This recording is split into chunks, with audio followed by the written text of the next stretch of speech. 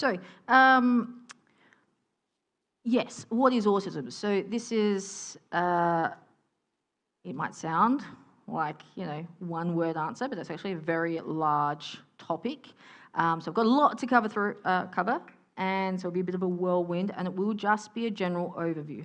However, the difference between this and going out to a government secular run or whatever seminar is that as a Christian, you don't get what is autism in the Christian perspective.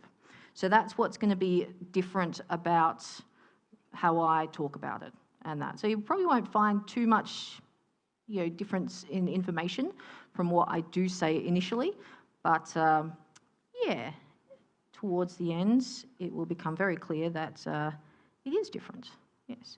So, all right. Now, just letting you know that I am also recording this and it'll be on the ND Family Hub website, which I will talk to you about afterwards. So if you want to relook at things, I'll also have these slides on with the recording. If you think at the end, wow, that was amazing, and you want other people to listen to it, then it will be there. It will be free. This is all God's plan, all His vision. So yeah, we're making it happen. Yes. So, is that working? God. Look at that. Turn it on. That's brilliant. Good start. Where is it? Daniel. Am I meant to do that way? Oh, look at that. Was that me or was that you? That was you. Yeah. Come on, husband. So, I'll give you a bit of an understanding of who I am for those who don't know me. Hi, my name's Aimée. I am a Christian. Good plan. According to my father, I peaked at the age of 4. Thanks, Dad, sitting in the audience there. I don't think I've ever really had the courage to ask him what that means, but that's certainly something that's really shaped my identity. Apparently at 4 years age, that was it. Bit of a study junkie, so I've done a lot of study, initially history, but lately into autism, doing, and just everything around that. And yes, so there's official study. I do have lots of little letters after my name, but there's lots of unofficial study going on there as well. Married with 2 kids, both autistic with other stuff going on. My dog's autistic, I'm autistic, my husband is not, thank God. God knows what's going on, because if he was autistic, we'd all be in trouble, okay? So he's also very flexible. That's the key. If you're autistic, marry somebody who's really flexible. All right. Yeah, unexpectedly autistic with ADHD thrown in. That was a fun thing. Found that out when I was an adult, which is actually very common, which again I will talk to you about. Until then, I just thought I was odd, and something wasn't right. And when people don't know that there's something else there, they tend to think that there's something wrong with them. So that's actually why it's some people are like, oh, do we tell our kids that they're autistic? Look, it's up to you. Sometimes you might not want to. Sometimes I might just use that as an excuse. Okay, oh, I'm autistic, I can't do anything. Well, I think by and large, I would say yes, tell them. Otherwise, they're just going to think that there's something wrong with them. And also, I'm an unintended business owner. Yeah, that was God's idea, not mine. This whole ND Family Hub, again, I will talk a bit about that later, because I'm going to do just a bit of shameless spooking at the end of this. But wasn't ever my plan to do this. This is all his fault. So if you have issues with it, you can take it up with him, although I can be that conduit to him. All right, so what is autism? Let's start. The layout, these are the, because we all like to know where we're heading in life. First of all, I'm going to talk about what is autism. It's quite large. That's the big definition. Then the common things that you'll see, okay? So you won't actually, I'm going to give all the diagnostic stuff but that's probably not what you're going to see, but it's good to know anyway. And then what you'll see, and then what's going on behind the scenes as well, because what you see is not what's going on in here. And then the fun bit, the bit that I'm in business for, made in the image of God. How is this in God's plan? What is this about? And then finally, if you have any questions, you can ask them then. So let us begin. What is autism? Terminology, definitions, the official diagnosis, what it is, what it isn't. Cha-ching. So first of all, let's start at the beginning. What do we call it? All right. Autism spectrum disorder actually is a combination of autistic disorder, Asperger's syndrome. So it's kind of that's a pretty bad sort of explanation, but it's kind of like autism, but with a higher IQ. Okay. Childhood disintegrative disorder. I should have practiced that word. And pervasive developmental disorder not otherwise specified, PDD-NOS. So in 2013, with the Diagnostic Statistical Manual, where they put all of their sort of problems of people have and conditions and disabilities are in this little package, they put all these together and they said, nah, we're going to put it under one banner because there's too much overlap between them. And we're going to call it autism spectrum disorder. Future research, this was 2013, so it's been a while since then. Undoubtedly, future research will cause more understanding of autism, and it will become more nuanced. The term might change again, all right, but for now, this is what it is. But then you've got some questions, and these are a little bit more of the controversial things. Do you call it a disorder? Do you call it a condition? Is it merely a difference? All right, so it's controversial because the people who, do I have like a little thingy? A laser pointer, yes, laser pointer. Which one's that? No. Oh, look at that. Yeah. Okay, a little bit too excited. So the problem was that these people, Asperger's, they don't necessarily want to be lumped with these people, okay? Because autistic disorder, that was sort of, you've got this image of autism back then where, head banging, rocking in the corner sort of idea. So that's them. And then you've got, and autism it's a burden on society, all right? So that's sort of people's understanding of that. Yes, and that's still kind of an idea that's pervasive even now, autism bad. And so this is why people, some people who did have the Asperger's label, they were actually diagnosed with Asperger's before 2013. They want to retain that Asperger's because they don't want to be seen the same as autistic. So, yes. It is essentially, it is actually all three: disorder, condition, difference. It's actually a disability, to be quite honest, but it's all three. Some people get their little knickers in a knot about, I don't want to be like a disordered, it's a condition or something, whatevs, Let them have their issues. That's what I say. What do we call it? You'll hear it could be called autism spectrum disorder, autism spectrum condition, autism spectrum, ASD, autism. It's all the same. But some people, again, they have their own. I prefer to be called on the spectrum. I prefer to be called autistic. Yeah.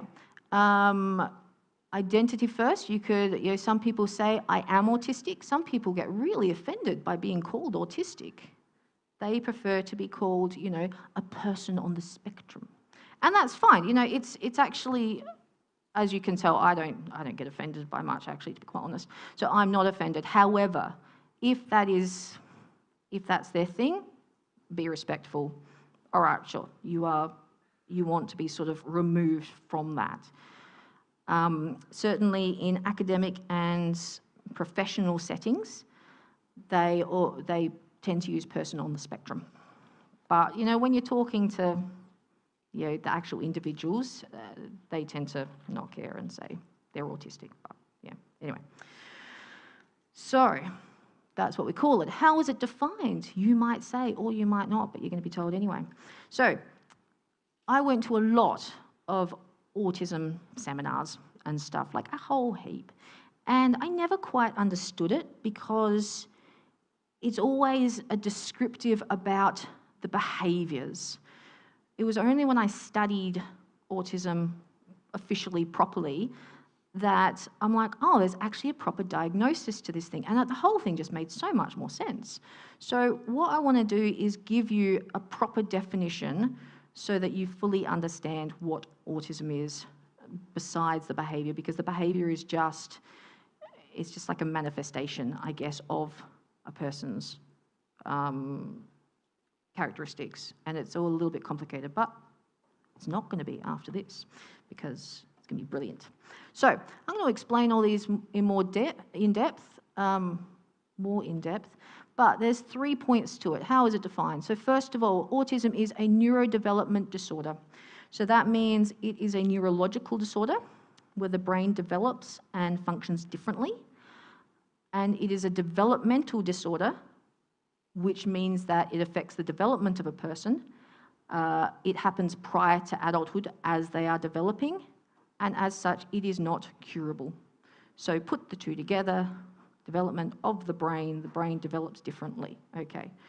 So then we have, it is a combination or a construct, an umbrella, a spectrum, as you might say, of specific impairments as defined in the DSM-5. Oh, that should say 5, not 3. Dear, oh dear. And that is the Diagnostic Statistical Manual, and that should say 5. Sorry, everyone. Yes, and we will get into them. And then finally, we have, it is measured by how much these characteristics impact the individual. So this is why autism is actually quite complicated. So there's 3 aspects to it. Like, you're born with it, your brain's different, there's a combination of impairments, and it's not the same for everyone. So that makes it all a lot more fun. So let's go into what's a neurodevelopmental disorder. So it's when atypical neuropathways and neurotransmitter imbalances within the central nervous system. So yes, your brain's doing funny things when it grows up. Now, as you can see, and then obviously development. So I've got a bit of a life development trajectory on there. Look at that little fun thing. I can't even read it. What does that say? So we have, what's the bottom one say, everyone? Sensory system, good job. And then you have the gross motor skills, and then you have fine motor skills, and then you have something else. Self-care, and then life skills. So that's sort of a general overview of how you develop. So you start with by being born. Actually, I missed out on the birth bit. I think we just all assume that bit. So this is the typical one. Yeah, I mean, it's all very average, though. Don't forget, this is an average idea. All right, so, you know, you're born, you go infant, you're a young child, you start to walk and talk and blah, blah, blah. You're a child, you're a tween, teenager. So that's a typical development trajectory. As you work your way up the little pyramid, you work your way up that line. All right, so some brains, however, well, that didn't work, are more disordered than others. So the neurodevelopmental disorder means that they're more disordered than others. So, for example, now I have a level 1. Oh, don't get so excited. Ignore all that. All right. So some people, now we don't really say you're, more autistic or less autistic, because you either are autistic or you're not. However, sometimes you can be more severe in your characteristics and less severe in your characteristics. Okay. And in Australia, we measure that by levels. So level 1 is the less severe characteristics of autism. So, their development might be, just slightly off. If you get a lot of help, it could be that way. If you don't get a lot of help, it just depends on the person, how they manage and their their environment and stuff as well. And when adulthood hits, though, this is the real issue with people. Even though they've developed reasonably, they're just a bit odd, a bit quirky.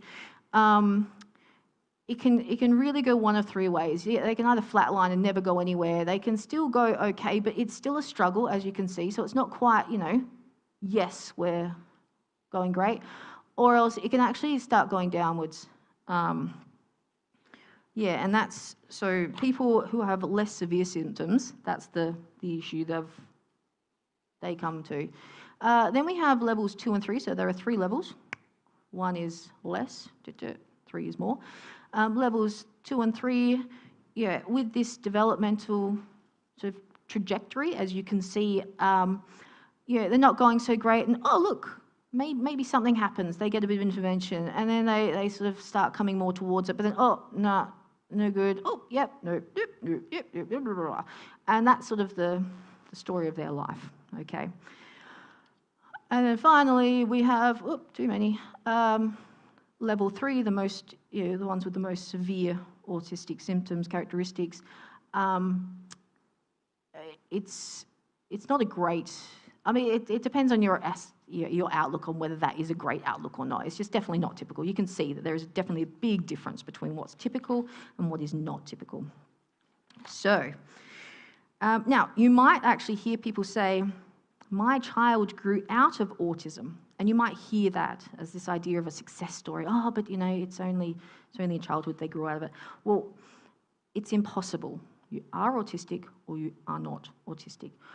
If their autism no longer appears to be an issue, or no longer appears to be obvious, this means that they have either unlearnt that behaviour, or else they are successfully employing strategies to overcome those characteristics. Okay, but either way, they haven't grown out of it, or the parents have just accepted a new norm for their child, which is also a possibility.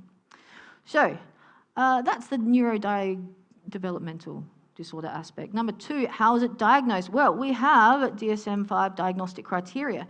So this is probably the easiest way to help you understand it. So we have 7 criterion here. Criterion. I once knew, but anyway, it doesn't matter. And we're going to go through each right now. But just to give you an overview, social communication and behaviours. Now, this is actually a disorder in its own right. You can have a social and communication disorder and not be autistic. This is the ability to use language for social communication.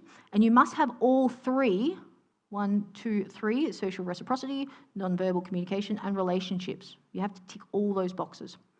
And then you've got repetitive and restrictive behaviours. There are 4 of them, and that's the strategies employed when interacting with the world.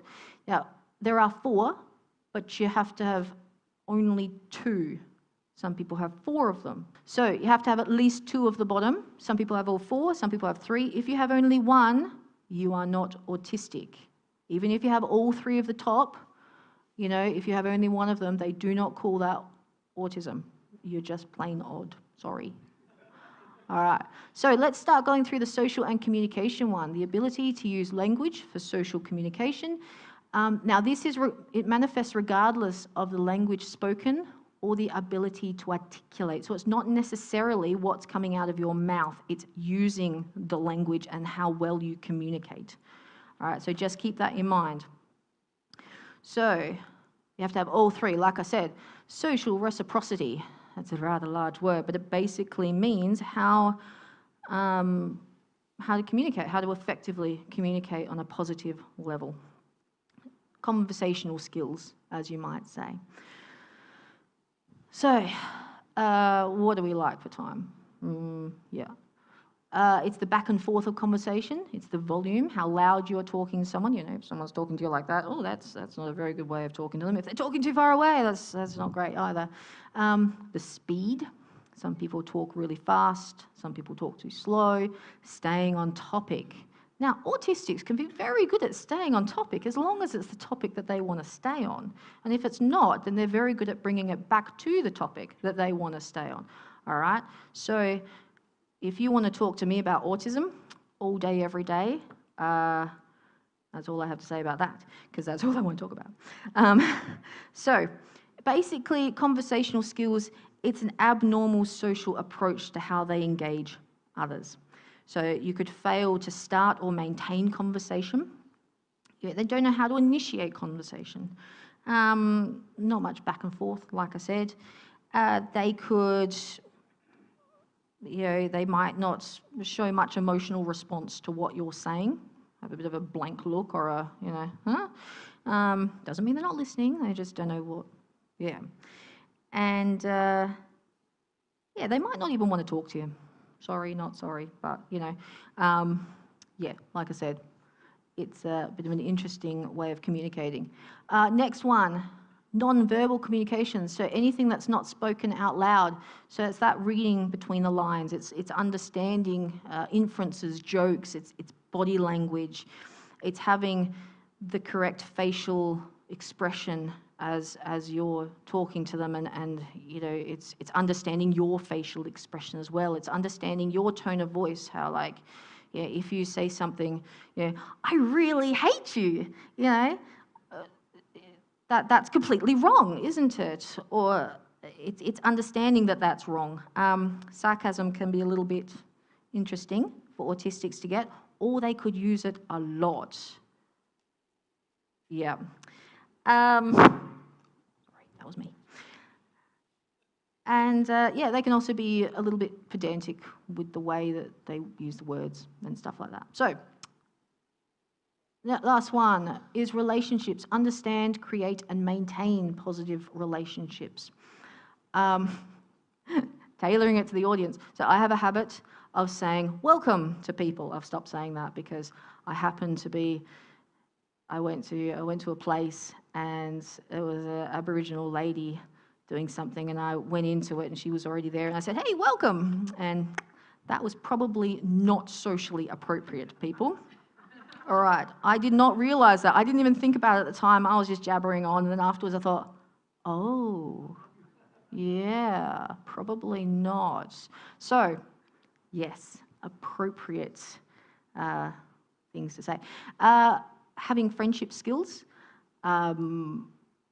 it's really hard actually knowing how to be a friend. What does friendship look like? Breaking that down. I actually had this conversation about 5 years ago. I said to somebody, and this is as an adult, what is friendship? How can you tell if somebody is your friend? How can I tell if I'm a good friend? I actually had no idea, and I'm an adult. Accurate evaluation of friendships. Are they truly your friend, or are they actually using you? Are they manipulating you? Are you manipulating them? Are you a good friend? Also, just wanting friendships. Although most people do want friendships, they just don't know how to get them, all right? And also understanding that, the purpose of relationships, it's a mutual thing. So it's not just, you want to connect with that person, not just to get everything out of it. It's a mutual thing. Anyway, we're giving an overview, not a whole thing. All right, so next one, restrictive and repetitive behaviours. So strategies employed when interacting with the world. Now, the key to this is all behaviour is communication. Everything that we do, we say, we act, everything, you are communicating something. So if you see a kid melting down or an adult melting down, it's not because they're just having a little tanty. Actually, it could be, but there's a difference between the two. Something's going on. What is going on? Okay, and it might be that one of these things it would be one of these things. So now these may be conscious or unconscious behaviours. You might not even know that you're doing it, or they might not. If you're autistic, then you might not, but and they can often change over time. It's fun. Keep up. So, first of all, repetitive behaviour is what we'd probably call stimming, stereotyped or repetitive movements. And this is what most people think autistic, arm flapping, finger flicking. It's called a stim, and it is the reasons why people do that. There are multiple reasons. It could reflect anxiety. It could be that they're just happy, and they're just happy, and they need to express it physically. They could be bored, and it could just simply feel good. Most people stim, actually, including non-autistics. There you go. But the difference is that it is socially acceptable, usually, what they do. So, when you see, like, the typical girls, and they're just jumping up and down and that's kind of like a stim, okay? It's a response. It's a physical response to the situation. All right, and that's apparently acceptable. I never understood it, but, apparently that's acceptable. All the TV shows tell me that it is. You're tapping your pencil, jiggling your knee, twirling your hair, they're kind of more acceptable stims, and a lot of people do it anyway. Then you have sort of the less socially acceptable ones, which is like, finger flicking. It just looks weird. You're rocking your body. I remember sitting in at appointment once, and I realised that I was rocking back and forth, and I thought, whoa, that looks weird. But I didn't even know I was doing it. Anyway, so toe walking, spinning objects, sniffing, pacing along the room. It can be verbal or physical, so they're sort of physical ones. Verbal ones might be saying the same thing over and over again, or just speaking, just making noise. Have you heard of, like, autistic kids, how often they're very loud? But often that's a soothing thing, because that just hearing their own voice, they have to do something. All right. Is Tourette's part of that? No, that's different. But you can have a tic. So Tourette's is a sort of a tic thing. It's actually, Tourette's is its own diagnosable thing. But so my son, he actually had a throat clearing tic, which was a stim. He didn't even know he was doing it, but he doesn't have Tourette's though, and that went away because these things often come and go. So that is different. But we will get to Tourette's. I will actually mention it. Yes, so there's acceptable, there's non-acceptable, there's verbal, and there's physical. They can change throughout the lifetime, especially if somebody, especially if somebody becomes conscious of it and they're aware that it's socially unacceptable, then they will try to repress that. Now, it can be controlled, okay? If you are conscious of it, you can control the stim, but often it comes at a cost. Because somehow this has to get out. You're trying to communicate something, your body is doing something. So if you repress it all the time, then it might come out in a worse way. So sometimes it's not a bad thing if it comes out in the way that it originally was. Restrictive behaviour. My husband knows about this one for me. So routines, the need to finish. You must finish, cannot stop doing it. And therefore you can't start something else. If you can't finish something, you can't start it. Having little rituals, you've got to do something in this order, otherwise it's just not right. Like, so the world is about to fall apart if it's not done this way. Again, restrictive behaviour can be noticeable, can be not noticeable, unnoticeable, that's a word. Most people have some sort of something, some sort of way, routine, habit and that. But we're talking, if it doesn't happen, life falls apart kind of seriousness, okay? And of course, the problem with the restrictive behaviour, and the next one I actually described it as rules for living, is that it can really just mess up everything. Because like I said, it can be that serious that, you can't change, all right? And that's when, problems happen. So special interest, this is a fun one. This is actually, if you're going to be autistic, get a special interest, okay? You want a special interest, and you want it to be a good one, a useful one. Who cares about, like, what colour all the mushrooms are in the forest? Someone might. If you can get a job with that, that is your thing, and then you've become world famous knowing all about mushrooms. That's fantastic. So, you know, if there is an amazing thing about autism, special interest is the key. All right, so some people call them circumscribed interests. That's like the proper word, I think. Some people call them passions. Most people call them obsessions. Yeah, they somewhat are. It can be about an object. It can be about a topic. It can be about a person. People can become obsessed with people. It can be about music. It can be about anything. It's just a very strong attachment. Give you a hint, one of mine is autism. Yes, if in case you didn't realise. Now, it can be abnormal or it can be normal, like I said. And so most people actually have their developmental things. So for example, girls might like ponies. That's not abnormal. The problem is that these girls really, really like ponies, and that's all they talk about is ponies, and everything has to happen about ponies. And they're not interested if you say, you know, oh, let's talk about dogs. No, we want to talk about ponies, and that's all. But you can use that to your advantage because, you know, as yes, my daughter, you use those special interests to get them teaching. My daughter loves animals. Guess how everything has to do with animals. So, typical man would be music, movie quotes, the train timetables. That's a really odd thing. That's a very masculine sort of autistic thing, but only for some people, not all of them. But I think it's just that order. Gaming, sport, cars, so they're fairly normal, but it's that abnormal degree. It's the degree that they do it to. Typical woman could be parenting, could be family, could be children. That's all they talk about. That's all they know what to talk about. Music, books, autism, health, like it's just total tunnel vision. All right. And of course, the problem is that it can lead to restrictive thinking because that's all you can talk about. That's all you can think about. So for the last 2 weeks, all I have been doing is this because that's all I can think about because I know this is where my ADHD comes into it. I know that if I move on, I will no longer be thinking about this and I'll be like, pooh, over there and I'll be doing all that. And then this won't even get a look in and I'll be standing here babbling. Yes, because I'm not doing that already. So,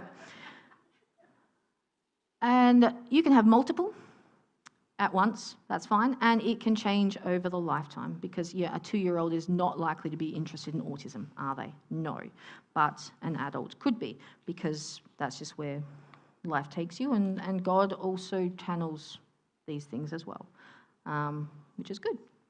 So finally, processing sensory input. Now this is a really tough one. If you're going to be autistic, don't get this one. Not that it's your choice at all, but this is like probably the worst one to get. Because you have the sensory, there's different ways that you are processing it. So you have 8 senses. Did you know that? You have 8 senses. Look at that. I just quickly counted, made sure that I was holding up 8 fingers. You've got the 5 normal ones. Okay, vision, hearing, tactile, taste, smell. And then you've got 3 inner senses, which most people don't talk about. Okay, and I won't go into them too much, but it's the inner ear, the balance, how things going on around you, how close you are to things. You've got, that's vestibular, you've got proprioception, which is your muscles, your joints, you're feeling your body, okay? And then you've got your interoception, which is the 8th one, which is the internal body states. Are you hungry? Do you need to go to the toilets? How you're feeling, emotional intelligence, interoception, it's all part of that. So you've got these 8 senses and you've got different ways of sort of integrating them, processing them. You've got the avoiders. I just feel too much.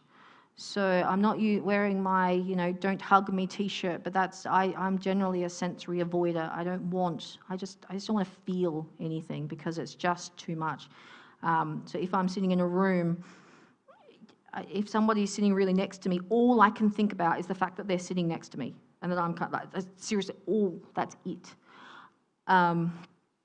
So there's the avoiders. Then you've got the passive sort of input. They feel too little. So as a result, they don't feel when they're cold or they're hot. Their body's still responding to it. They just don't know that that's what's happening sometimes, or else they do know, like they just, the slightest of breeze and I'm frozen, or it's a little bit warm and I'm just, anyway, big meltdown. Then you've got the seekers who are like, I want more. Give me more. So they love spinning around, and if it's going to be spicy food, it's going to be the hottest ever. If it's going to be crunchy, it has to be super crunchy, and they want lots and lots of crunchy food. And they love strong smells. But then, just to confuse you, you can be that gets mixed up in all the senses. So you can be an avoider in the area of vision. So oh my goodness, it's too bright. But then you can really be a seeker in smelling, just to keep you on your toes. All right, it's all complicated. Anyway, so sensory processing disorder, that is its own disorder in its own right, and that's when you've got an issue with sensory stuff. That's next level.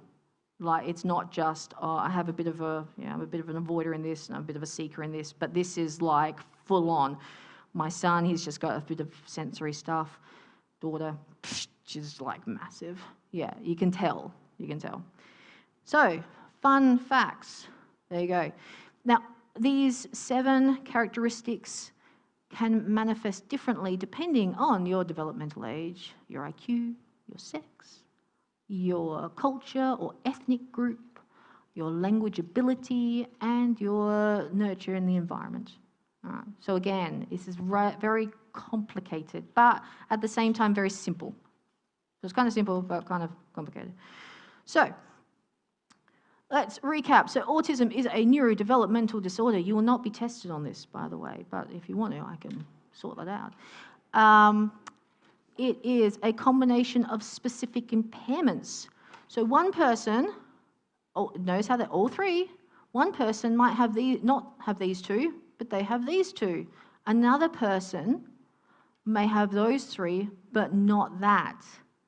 And this is why it's actually really hard sometimes to support a person, because they're all different. It's so annoying. It's not just cut and paste. And finally, it's measured by how much they impact a person. So the point is that you're always needing support when you've got autism, okay? You're always needing it. However, the degree of support, I think that's meant to be yellow and that's orange and they're red. Okay, so you've got the level 1, they're requiring a bit of support. And then level 2 is requiring substantial support, and then level 3 is requiring very substantial support. But again, you're always needing support.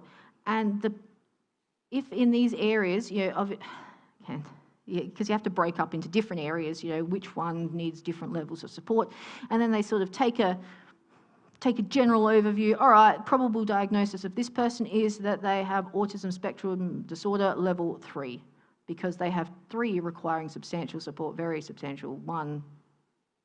All right, so you can see how it's actually, what's going on with this diagnosis thing. All right, just a bit of fun, just to break it up. I came across this last night, but I just thought it was funny. I don't mean to brag, but I'm a bit of a triple threat. I can make it weird when I'm talking too much. I can make it weird when I'm not talking at all. And I can even make it weird when I'm talking the appropriate amount. Look out, world. Yep. So I thought that was funny. So this is autism. So if someone says, what is autism? I expect you to give that whole spiel, or not, at least understand. Okay. It is a spectrum. It's measured by what deficits each characteristic brings a person, and it is diagnosed as levels 1, 2, or 3. And remember, the deficits and their impacts can change over a person's lifetime. Fun. Question is, what autism isn't? Now, I have actually written a whole article about this, because I think about autism a lot, and I like to write, put the 2 together, and I have a Substack.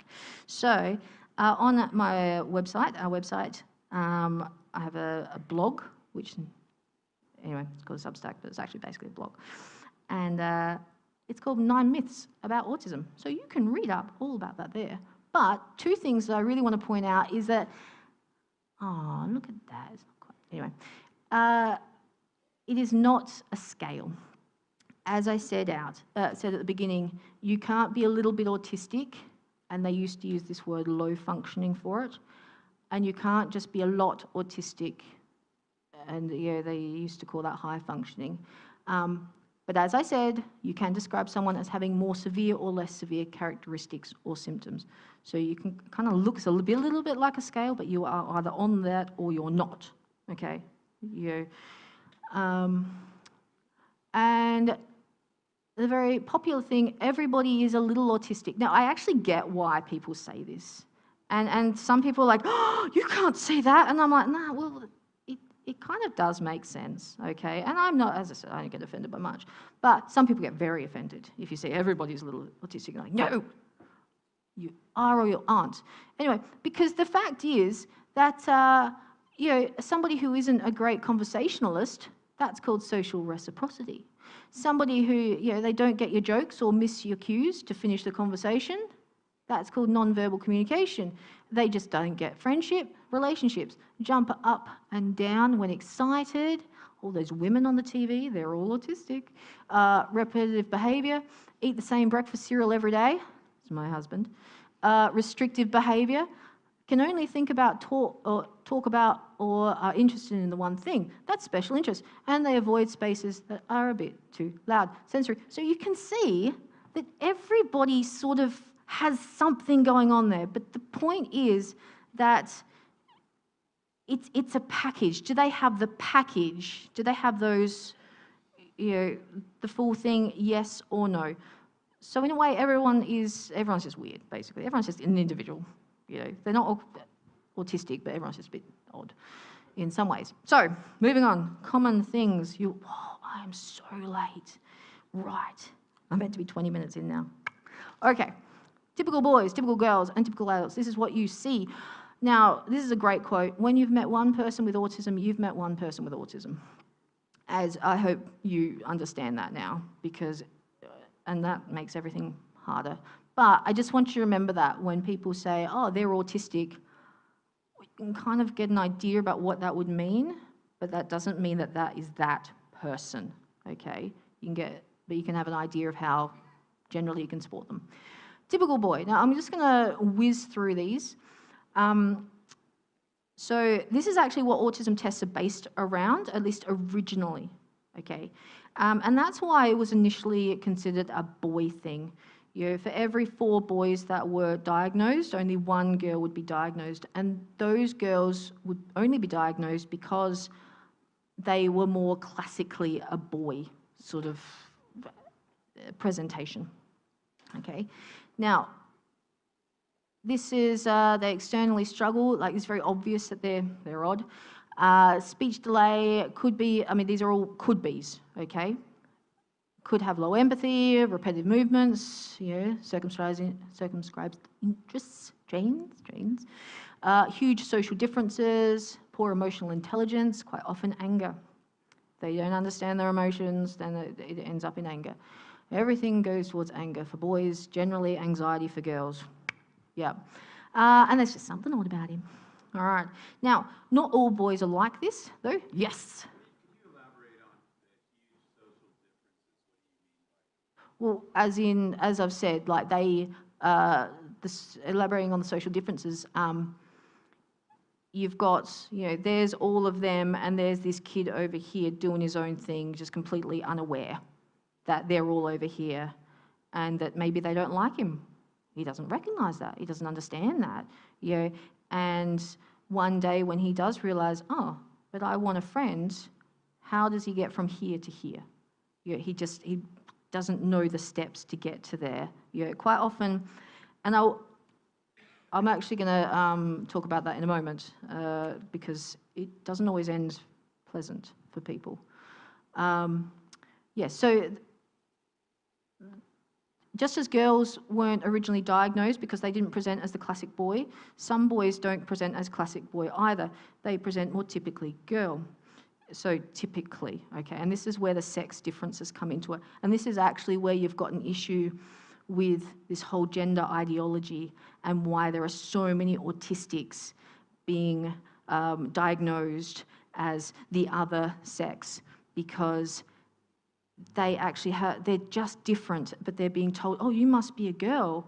But actually, no, they're just different. They just present differently and they don't know what to do, okay? They don't know how to connect with their sex, all right? So that's a topic for another day and we'll see if I don't get in trouble for saying that. So, but I'm willing to, don't worry, we'll get into that one day. Typical girl, so generally quite subtle characteristics. So they tend to be, because girls are more socially attuned naturally, you know, they're more able to, they're more people-oriented, okay? Whereas boys are more objects, girls are more people, and as a result, they are more socially attuned and they're prone to masking, which means just copying others. They're pretending. They're like, most kids sort of just naturally develop what it means to be social. But these kids are the ones who'll be like, oh, that person's doing that, I should do that. And it's an intentional kind of copying behaviour, okay? They seem to develop fine until one day they don't or they can't. So most girls don't actually get diagnosed until they're the teenage stage, because that's when you just, everything seemed to be fine and then suddenly it wasn't, okay? So a lot, if a girl is diagnosed when they're very young, it's either because they have classic boy symptoms or else their parents are expecting it or looking for it. They know what to look for, okay? Yeah, but girls, mostly teenage, they get diagnosed, or else as adults. It's just missed completely. They have behavioural characteristics. They tend not to be as obvious because they copy, right? They don't want to stand out. But the problem is that they internally struggle. This is where the boys don't struggle so much. Like I said, boys tend to go to anger. Girls tend to go to anxiety and low self-esteem. You can have boys with low self-esteem, don't get me wrong, and girls can get very angry. But this is just very generic. And as a result, low self-esteem, higher rates of anxiety, depression, and like I said, body dysmorphia, including anorexia and gender stuff. And of course, there's something odd about her. Now, typical man and women. So remember, little autistics, funnily enough, they grow into big autistics. Who knew? And this is like revolutionary understanding for a lot of people, because they literally do think that it's just a child thing. And as a result, there's a real support cliff that once a child finishes school, there's nothing for adults. It's getting a little bit better with supports and provisions out there, okay? But it's actually really hard to find that stuff as an adult because you don't have a paediatrician to go to. There's no like one-stop shop. It's just this whole world out there and you've got no idea what you're doing. So, again, little autistics grow into big autistics. They tend to just have the same characteristics as when they were younger. Perhaps look a little bit weird. They probably act a little bit weird. They have odd physical movements or gestures. Often diagnosed with or are on medication for another disorder. Now that's if they get diagnosed, okay? Or else they're diagnosed for other things first until someone suddenly twigs, hang on, you've got like 5 of these other problems. Is there something else going on? So they're misdiagnosed as well, or not diagnosed, all of that. They may be socially isolated or struggle with friendships. They might look disinterested in what you're saying. Or they might look a bit too serious, like too much eye contact. No eye contact. That's really hard. Eye contact is a really hard thing, by the way. All you do, yeah, I'm talking to people and I think, check in with the eyes. Oh, too much. Oh.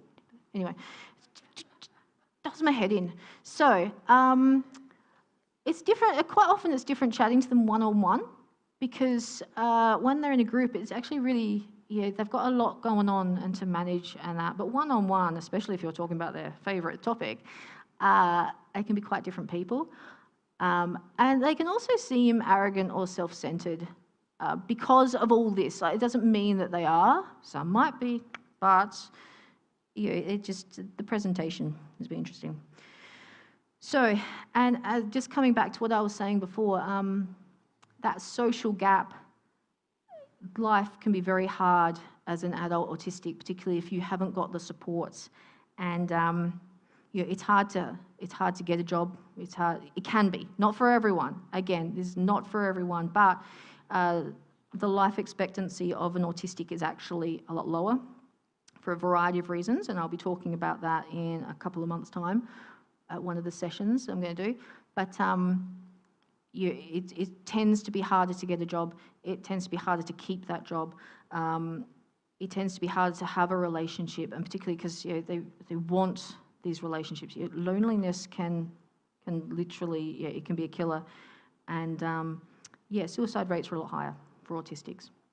And I also wonder how many men in prison are autistic, because they actually just didn't know what they were doing. Anyway, no excuse, but just saying. All right, behind the scenes, let's move on. So this is what's going on. What you can't see, I like this. So, okay, I have to read this out because it's fun. All right, so the bloke says, I don't even know what he says. Hi, how are you? And so, he's doing all the normal things. He's like, it's a simple question. Hi, how are you? And this bloke responds with the something or other train in Shanghai is the fastest train in the world. And he's like, huh? Well, as I said, you just look at all this stuff that's going on behind it. And I really wish I could read that. Yeah, so, I feel uncomfortable when people look at me. I'm nervous, something. Anyway, so you can see, might put this up on the Facebook page or something. And all of that comes into, I know I'll just talk about something that I'm interested in because that's a way that I can connect with this person. And so he randomly talks about the train. Yeah, so it's just funny because that's so true.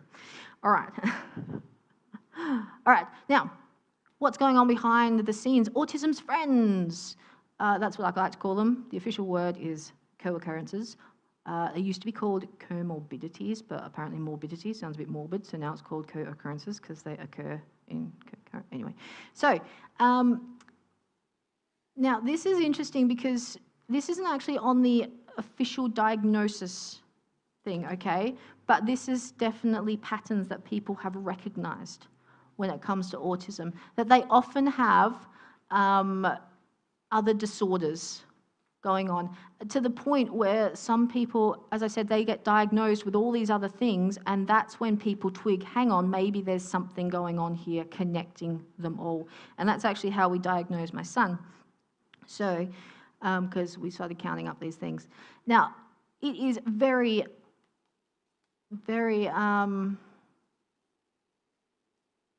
something. Very something.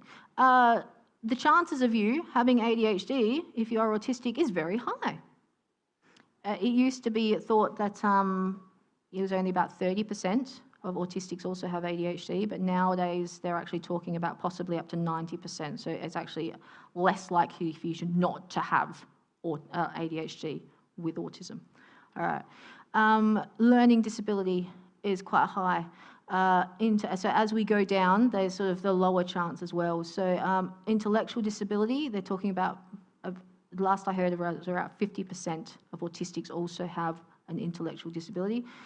Sleep disorder, speech and communication disorders, sensory processing disorders, there's some sort of motor delay, anxiety and caprices, blah, blah, blah. And Tourette's is actually, it's not uncommon. There is a chance. It's a smaller chance than ADHD, but they sort of gravitate to each other, which makes it, that's like, because life isn't hard enough, and then you get landed with all this as well. And that also makes it tricky, because when you're trying to deal with an autism characteristic, you've also got to deal with some of these other things, and sometimes they clash, and sometimes you don't know, is it, it's like when, who was it? Somebody, when they have their ADHD medication, they're having an autistic day. But when they don't have their ADHD medication, it's actually the ADHD that's the bigger issue than the autism. So it's sort of balancing all these issues as well, like what's worse. But like I said, all these things are disorders in their own right. They just like gravitate. Very annoying. What else is going on? Sensory processing. Now, I was going to show you this fun video because I thought by now you probably wouldn't want to be listening to me talk, which, fair enough. But we've run out of time. Plus, I wasn't sure about copyright. So if you go and find the notes, then you can like click on it anyway. But sensory processing is about the sensory funnel. I'll just very quickly whiz through.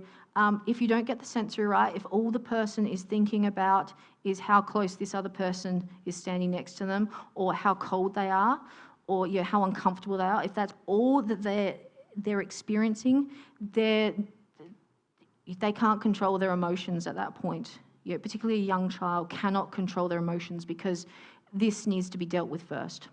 And then once they've dealt with this, then they can sort of have a bit more self-control, awareness of what's going on around them, social and executive function. I'll talk about that in a moment.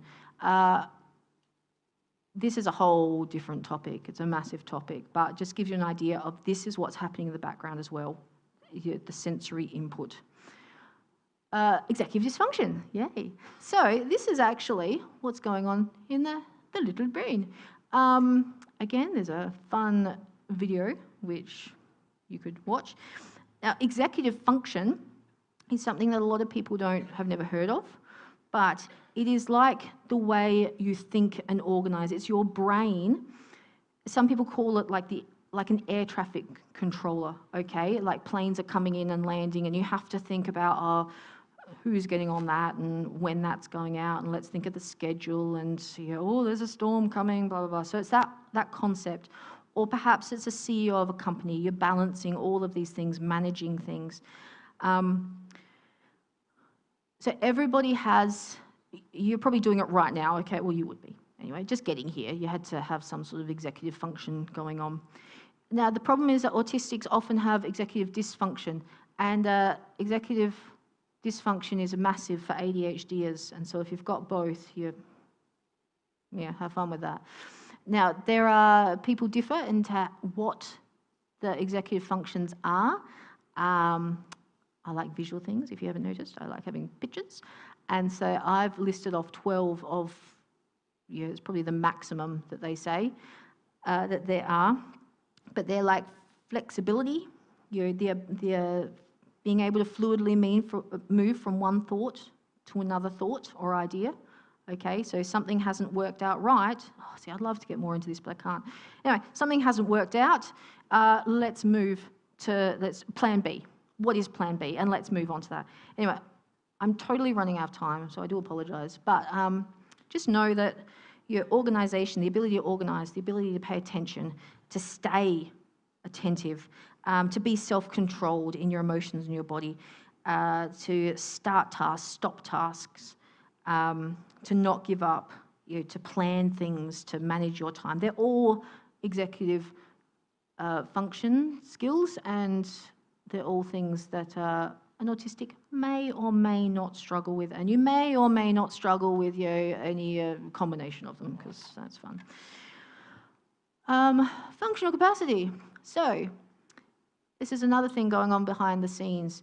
You may have heard of the spoon theory. I only have so many spoons and one of them is getting dressed, and that's it. Now, that might sound silly, but actually that is very true for some people. That is all that they can handle. They only have so much energy, so much capacity to function, and that's it. So some examples: making a meal, performing responsibilities, making phone calls, leaving the house, working. These are all day-to-day living things, and someone may or may not be able to make a meal. They can be perfectly capable of making meals. I am perfectly capable of doing the dishes. I know how to do the dishes. I just can't. I cannot do the dishes. I have somebody come to my house to do the jolly dishes. If any of you have any spare time, I have some dishes waiting to be done. Because it's just that idea of I just can't do them. So you kind of say, I can, but I can't. I'm able, I'm disabled. Today I can, tomorrow I can't. Or maybe today I can't, but tomorrow I can, because this is impact. Your functional capacity is impacted by the amount of expectations you have, the amount of sleep that you've had, the time available, the support that you've got, the sensory input, and all of that. So often autistics have a much lower functional capacity, so they have to be very careful with how they manage what they do, okay? And if, yeah, sometimes they can do something, sometimes they can't. And finally, the environment. This is actually a big one, and this is where an autistic with a very understanding, supportive family, you can tell them compared to an autistic who doesn't have an understanding and supportive family. The amount of accommodations made for them at a place, and this is where our church comes into it. Are accommodations made for autistics? We'll be talking about that next month, 2 months' time, to make it happen for autistics. Can they even come into the church? Well, that's a good question. The intervention, so therapies, support, and the opportunities that they have to practice as well, practice their skills and try and get those strategies to overcome the characteristics that might be holding them back or making life difficult. All right, final section. This is why I'm here. Hopefully this is why you're here. You could have got all that information from somewhere else. Not as well spoken though, I'm sure.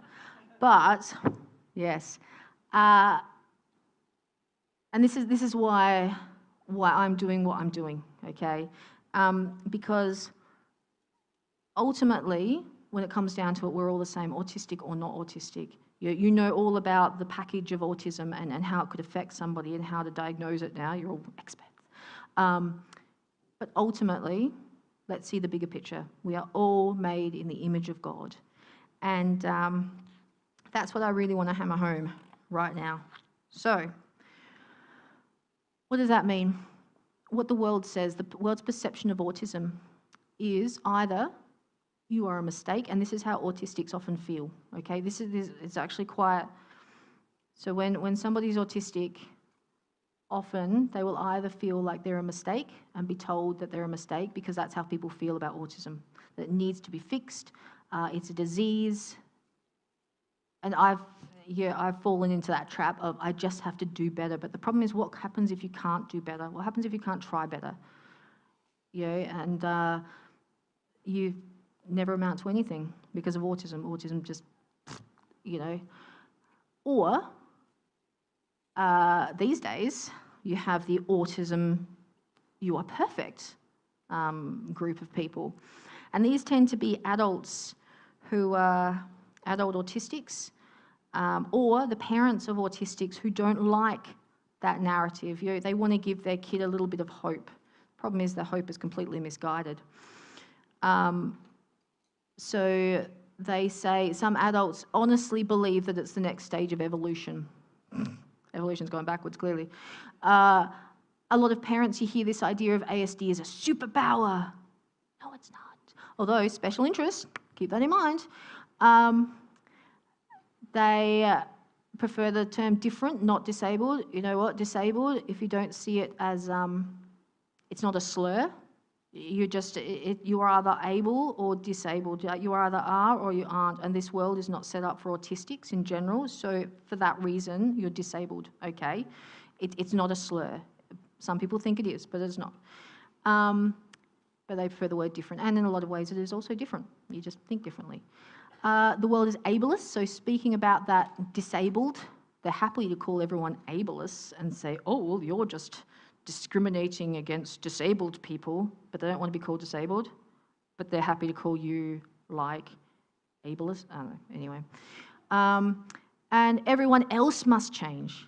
So you're perfect. You, as an autistic person, you are absolutely perfect. Just because you can't handle it being cold in this room, well, let's just make sure that, not that we have that problem today, let's turn up the heating, as opposed to the fact that everyone else in this room is perfectly fine. You could just put on a jolly jumper, That's that concept of everyone else must change to suit you. So this is what the world says. You have kind of those two spheres. But it all amounts to, I'm autistic and I'm a victim. And I tell you what, I have a problem with that idea. Before I move on though, this you are perfect. not, that's people who have this idea and they really have a go at people who say that autism isn't nice is like slapping some families in the face, because you know what, autism, it can have really negative effects.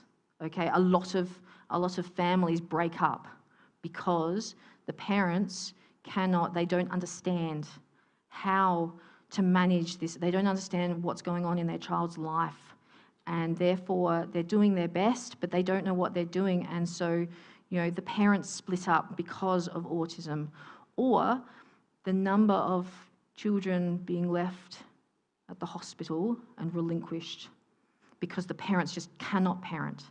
So to say that autism's perfect, that's just totally disregarding what the reality of autism can be, not necessarily is, but can be. But also to say that it's awful and that's also ignoring the positives, special interests. Yeah. So, all right. So autistics, this view, either or, you're a victim of your circumstance. Nah, that's not what God says at all. Okay, what the world says compared to the truth. All right, we know different. It's definitely tougher for an autistic to navigate the world than your average person. Very, very much tougher. But we are not mistakes, not superheroes, not victims. Like every other person born, the autistic person was made in the image of God. All right, and we have to remember God holds every person in their hands. There's a reason for why we are all the way we are. And just like every other person, we were created specifically with strengths and weaknesses. Okay, now I sometimes use the word, wrong one. Yeah, that one. Sometimes I use the word challenges because, some of these things you can actually work on to overcome. Don't think, it's just who I am. No, you can work on it, okay? Now, autism tends to come with packaged strengths and packaged weaknesses or challenges. But again, you just have strengths and you have challenges. And autistics also tend to sit at the extremes of these, and that's, and they need more support. But they're like everybody else, if you look at it this way. So if you look at it this way, though, you can say, all right, I'm autistic and God has a purpose for me, though. My child is autistic and God has a purpose for my child. They have been created specifically for a reason. And we know this because the Bible tells us this. All people are created in the image of God to glorify Him. And though sin distorts our perfection, our purpose remains the same. All right, it's to glorify Him. And so as a result, we are faced with a choice. Now, as Christians, we don't know why some people are autistic and some people aren't. Ours is not the reason why. Ours is just to do and die. That's a quote, but that's not appropriate. Talking about appropriate. Anyway, so the choice is everybody has a cross to bear, okay? As I said, we don't know why autism exists, but it's like with everything else,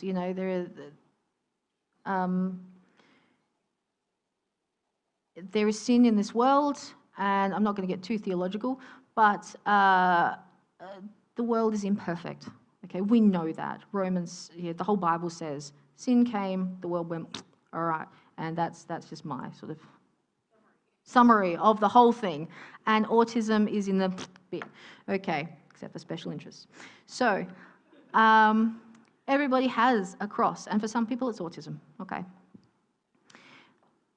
But then everyone also has a choice of what they do with that cross.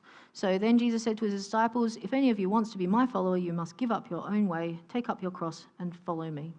All right, Matthew 16:24. So we all have a choice to make at this point. So the autistic's choice is, and this is very relevant to today's sermon, I thought, oh, that was very good. Who knew God actually, he plans these things out. What is your choice? All for the glory of God. Now, I coined this phrase, so feel free to, Just because it's understandable doesn't make it acceptable. You know what, just because this is happening doesn't make you a victim. You don't have to take it. And you know what, just because you're autistic doesn't give you permission to be a jerk. That's all I have to say. If somebody's autistic, you say to them, just because you're autistic doesn't mean you're allowed to be awful. You know what, go get some help. Maybe don't say it like that. I can, but that's me. Because Romans 12:2 says, don't copy the behaviour and customs of this world, but let God transform you into a new person by changing the way you think. Then you will learn to know God's will for you, which is good and pleasing and perfect. So you can choose to use your autism for the glory of God. And that is exactly why I'm standing here, because he has blessed me in this way. I'm using my special interest. Have I said that enough? Yes. Parents. All right, what is your choice? You can choose to give them this choice, okay? To give them the ability to use their autism for the glory of God. And we know that God causes everything to work together for the good of those who love God and are called according to his purpose for them. Romans 8:28. Now, parenting, where is in my notes? One day your kids are no longer going to be in your care. So it's your job to get them ready for the real world. How are you going to do that? How is that autism going to glorify God? You can actually train them from when they're young to manage their characteristics, anyway, I'm getting sidetracked. Yes, train them from when they're young. Tell them that if they're going to be useful to God, then they need to focus on their strengths and work on overcoming their weaknesses, and teach them how to do this, okay? So as the parent of an autistic, your child is going to need more from you. They're going to need you to be intentional, very intentional, because it is harder. It's like parenting plus. Give them the reasons why things are happening and why they shouldn't do something, why they shouldn't give in to their natural inclination to be a jerk. You know, not everyone's a jerk, but just saying. Pray for them. Pray for yourselves. Definitely pray for yourselves. Just pray. Pray lots. Connect with others like you and stay close to God. And always remember, the reason why God gave you this child is because he knows you are the best parent for him or her. There's a reason for it. And if you go on the websites that for our business, you will find there's like lots of stuff there, because, you know, all the stuff that I used when I was the parent of a younger child. I'm still a parent anyway, when my kids were young. Now, if you think that parents, being autistic is hard and being a parent of an autistic is tougher, then I take my hat off to the spouse of an autistic. All right. So they're the ones who really need support, because chances are, if they themselves aren't autistic, and I actually really like playing the game of spot the autistic, when you know that there's a kid who's autistic. I'm like, which parent? You know, there's probably going to be one. Chances are very, very high that there's going to be at least one parent, sometimes two. But if they're the parent who's not autistic, then they are in a sea of autism, okay? Just think of it as that. And sometimes they can start thinking that they are autistic or they've got something going on, because it's just mind-boggling how they can manage all this. So their spouses are hit on all sides, basically, particularly if the autistic spouse is not supported, or they're undiagnosed, they don't recognise that about themselves. That makes it really hard, okay? So if this is your situation, if you are a spouse of an autistic person, then I encourage you to just draw as close to God as you can and do not let go, because he is your salvation in all ways. And remember, he has a reason for this union. There's a reason for this, and he also has all the answers. And that doesn't mean it's going to be easy, because life is going to be tougher. Just accept that. And yes, there's a reason for this, though. So the question is this your mission field? That could be all you ever accomplish in life, is being Christ to your spouse, okay? Supporting them, helping them manage their autism, and have a successful life. I recommend find support, protect the children and grandchildren, because if your spouse is being a jerk, that's not okay. And that doesn't mean that you don't call them up, because the children are your primary focus, okay? You need to protect them. It's difficult to manage that relationship. Do you respect that person? But no, you do it in a respectful way, but you definitely call them out if they're not treating their family well. Trust God, do not give up. So let's not get tired of doing what is good. At just the right time, we'll reap a harvest of blessing if we don't give up. Yeah. Wrapping up. Oh, yes. Things to remember. So, first of all, autism is a neurodevelopment disorder. You're either born with it or you're not. When you have met one autistic, you've met one autistic. Congratulations. You've probably met more than one, but they're all individuals. Little autistics grow into big autistics. We're everywhere. All behaviour is communication. Autistics communicate differently, and it makes them harder to understand. Both makes them harder to understand you and you to understand them, all right? It's just hard. Autism is like an iceberg. What you see isn't all that there is. Outside intervention and how autistics are treated makes an enormous impact, okay? And autistics are people, went too far. Oh well. Autistics are people too, with strengths and weaknesses and the need for Christ. And finally, each of us has a choice to make in how we perceive and respond to autism.